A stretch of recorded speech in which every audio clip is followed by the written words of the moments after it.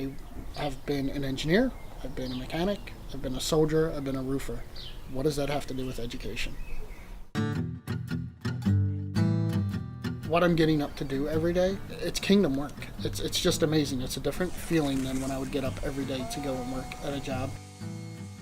This is what God called me to do. This is where I'm supposed to be. I get to be part of what He's doing, using the skills that I never thought would be used in this capacity for God.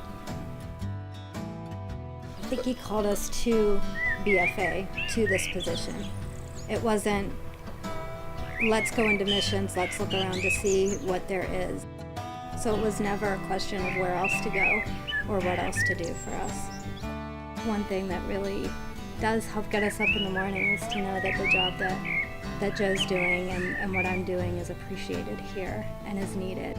I interact with students, I interact with German contractors. We have a fleet of 20 to 30 vehicles we take care of and are in charge of. We have 5 to 7 buildings we take care of, including the dorms and the main campus. It's amazing, honestly, to see how God can use you to touch the people around you, the people you interact with, and also how much changes within you in the process of what God has for you.